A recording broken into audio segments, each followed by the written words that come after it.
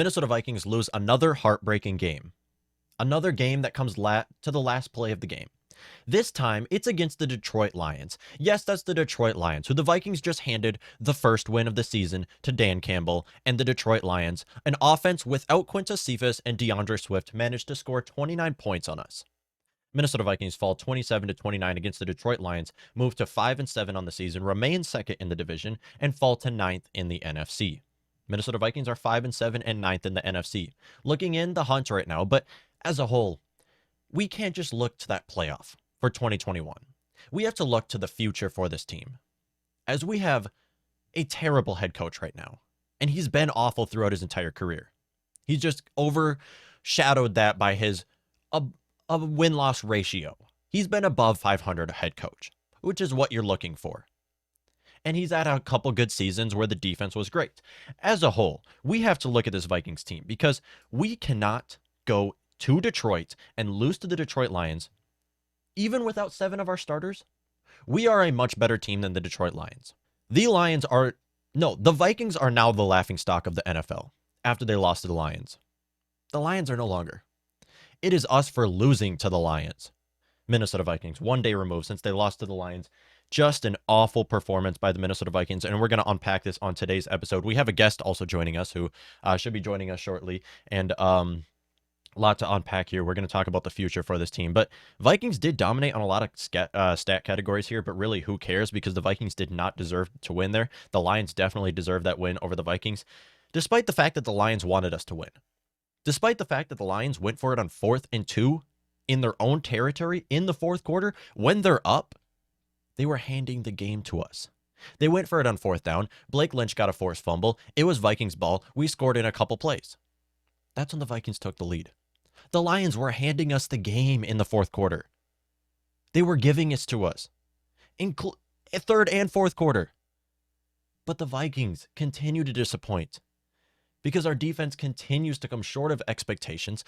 Our offense continues to throw short of the sticks, running screen passes on 3rd down, throwing it to Tyler Conklin to a 2-yard gain on 3rd down. I mean, come on, Vikings offense. This is not rocket science. You're going against the Detroit Lions offense, or Detroit Lions defense, when you have Justin Jefferson on your team. You got to take shots down the field. It's worked when they did it. Jefferson had a great day. 14 targets, 11 receptions, 182 receiving yards, and a touchdown. Jefferson had a great day. That only success the Vikings had was when they targeted Justin Jefferson. The only success they had in this game. The screen passes were a disaster. I mean, the screen passes, they might have worked the last time we played the Lions, but continue to disappoint. Because why would you run a screen pass on 2nd or 3rd down? Why would you run it on 4th down? I mean, you're throwing short of the sticks. The goal is to get a first down. I shouldn't even be saying this, but our coaching staff seems to not be able to run an offense past 1981. Come on, offense. And when I say this, I'm looking at our coaching staff specifically here. I understand Kirk did not have a great day. Now, statistically, he did. 75 completion percentage, 340 passing yards, and 2 passing touchdowns. Statistically, he had a great day. But under that offensive line that the Vikings had was rushed all game, especially by Charles Harris. Credit to him. He's having a great year. But you got outscored by the Detroit Lions. A Detroit Lions offense without DeAndre Swift and Quintus Cephas scored 29 points on your defense. Now, we're going to take a look at all the factors on why the Vikings have lost this game. Number 1 is coaching staff. I mean, the Vikings coaching staff has been so bad these last few years, and they continue to run the Mike Zimmer regime. It doesn't work. You have to realize this by now. Ziggy is not blind. He has to realize that Mike Zimmer is the problem. He has to realize that the problem is Clint Kubiak, who all he knows how to do, his entire playbook, is screen pass to your tight end and check down to your running back. Those are his only plays on his entire chart. Mike Zimmer is an awful head coach, and he gets overshadowed by the fact that he's a winning head coach. He has won more games than he lost. And that's what you're looking for in a head coach. You want someone who can get you wins. Come on. At this point in the season, you got to get rid of Mike Zimmer. I'm so tired of hearing the same Mike Zimmer. Oh, well, 2017 Mike Zimmer, 2018 is a defensive mastermind. Defensive masterminds don't allow 29 points to the Detroit Lions offense. A Detroit Lions offense without DeAndre Swift and Quintez Cephas scores 29 points on your defense, and you're calling him a defensive mastermind? No, he's got to go. If you can't even stop Jared Goff and the Lions, if it's the last play of the game, now we had our corners suck, and I will respectably say I know we were without a lot of our starters, but if what Mike Zimmer has to do in that spot, final play of the game, you got to blitz Jared Goff. Why? Because Jared Goff always makes mistakes when under pressure. You have to blitz him, and you have great blitzers on your team. Blake Lynch can get to him.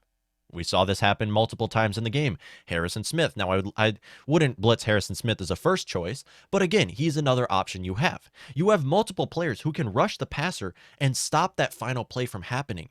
Instead, you're relying on your secondary. The same secondary who's been disappointing all season, the same secondary who we went into this game without Patrick Peterson, and you're not blitzing Jared Goff? I don't understand what the Vikings are doing here. It does not make sense. Zimmer, we credit him defensively. We can't give him any credit right now because both sides were bad. The Vikings offense was disappointing all game. Now, like I said with the defense, I understand there was a lot of injuries. Injuries is not the biggest reason why the Vikings lost this game. If we had all of these 7 starters healthy, we would have won the game. But even without all 7 of these starters, the Vikings are a better team than the Lions. Offensively, it was the same story. Short screen passes, check down passes. Oh, let's third down. Why not throw a 3-yard pass to Tyler Conklin? Now, I love Tyler Conklin as our tight end. I'm not hating on him. I'm hating on Clint Kubiak deciding to throw to him on any other down that's not first down or third and short. Tyler Conklin can't make plays after the catch. This is not what I should be saying on this podcast. And not to mention the fact that your coaching staff decided to start Oli Udoh at left tackle. Oli Udoh, who has 14 penalties this season. You started at left tackle. Maybe your worst offensive lineman so far this season. You decided to start at the most crucial position on your offensive line. Oli Udoh started at left tackle, who has 14 penalties so far this season, is an absolute penalty machine, first in the NFL on penalties. Nice to see the Vikings are first in the NFL in something, and that's first in the NFL in penalties with Oli Udoh. Oli Udoh shouldn't even be starting, let alone at left tackle. Your Vikings offensive line just looks terrible when you do this. You make multiple adjustments. Mason Cole, you move out of center. I don't hate the decision to move Mason Cole from center to right guard here. I mean, Garrett Bradbury, obviously 18th overall draft pick. You want him to be on your starting lineup. But when you have a player like Rashad Hill sitting on your bench, now I'm not the biggest Rashad Hill fan, but he is a left tackle. That is his position. You have to play Rashad Hill over Oli Udoh. This is so easy of a decision for your coaching staff to make. This is a no-brainer. Yet the Vikings coaching staff continues to make the wrong decisions. And I don't understand this. I mean, at this point, Mike Zimmer is showing us that if he can be a head coach for 8 seasons in the NFL, anybody can be a head coach. I can be a head coach out there. Because I'm not going to be running an offense like it's 1982. I'm not going to be starting Oli Udoh, the penalty machine, first in the NFL in penalties, at the most important position on your offensive line. Who needs to block off of the edge when you're going against a Lions team who has Charles Harris? I mean, this is ridiculous. And this Vikings deserve to lose this game. That's why I'm mad. Is the fact that this Vikings team that I was so high on, this Vikings team that's top 5 in the NFL in offense, their defense has a lot of great a lot of excellent players. I mean, first team all pros. And yet we're 9th in the NFC. That's what makes me mad. I'm not even just mad that the Vikings lost to the Lions. In fact, if the last play went our way, it would have felt just as painful as this loss. Just as painful. If you remember the last time the Vikings beat the Lions, I was also mad, even though they're coming off of a win. You guys, this is the Lions, and you're coming down to the final play. Not only is this the Lions, but you're a team who on paper should be competing for a Super Bowl. Minnesota Vikings. This is absolutely ridiculous. And I can't stand any more of this. Mike Zimmer has got to go. Is he going to be fired quite yet? No. I mean, you're looking at this upcoming game, Thursday Night Football. Mike Zimmer's not going to leave here. and the Vikings are going to go through a head coaching change before Thursday Night Football. If the Vikings lose to the Steelers at home on primetime, Mike Zimmer has to be fired same day. And I mean right after the game. Mike Zimmer has got to be fired. Clint Kubiak's got to move. We got to move on from Clint Kubiak.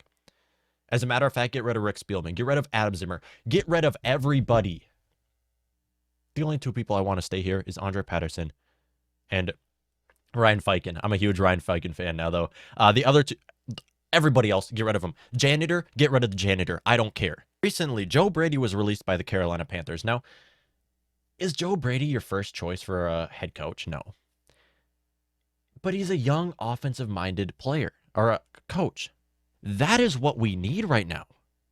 A young offensive-minded coach who understands what an offense is supposed to look like past 1982. A young offensive-minded head coach who can build a relationship with Kirk Cousins.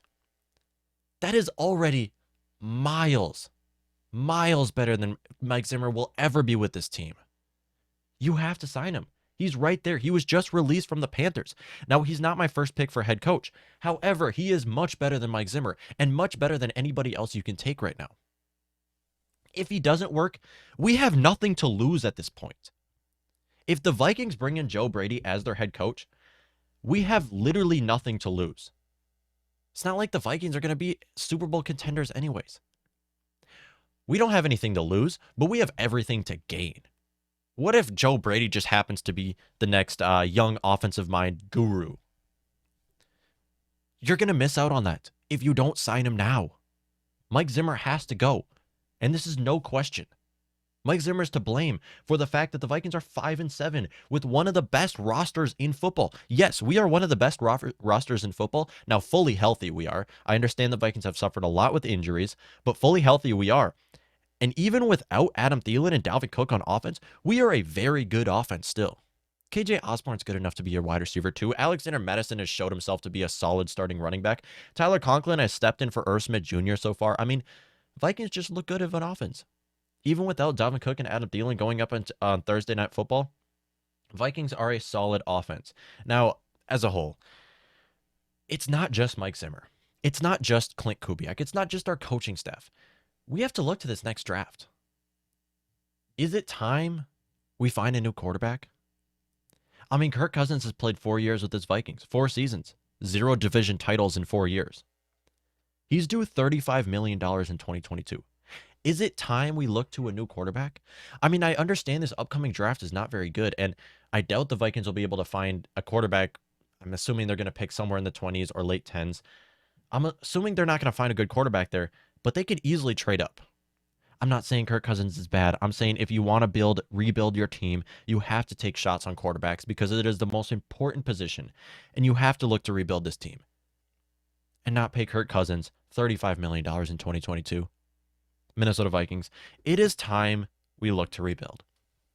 After you lose to the Detroit Lions, you don't deserve to still have your job, Mike Zimmer. You don't deserve to still have your job, Clint Kubiak. You don't deserve to still have your job, Kirk Cousins. I'm sorry. I love Kirk Cousins. As a guy, I think he's a great guy. I think he's a solid quarterback. $35 million in 2022? Absolutely not. We have to look to get a new quarterback. We haven't seen much from Kellen Mond, and we have to look to get a new quarterback. Dalvin Cook, another player we can also move on from. Now, I know I'm making a lot of you Vikings fans saying that right now, but Dalvin Cook, by the time the Vikings are a good team, if we're going to rebuild, by the time we're a good team, Dalvin Cook is not going to be valued at anything. And we have great running backs on our team. Dalvin Cook is due $56 million through 2025. $56 million. That's $56 million we can use to ramp up this defense. That's $56 million we can use to give Justin Jefferson a new contract.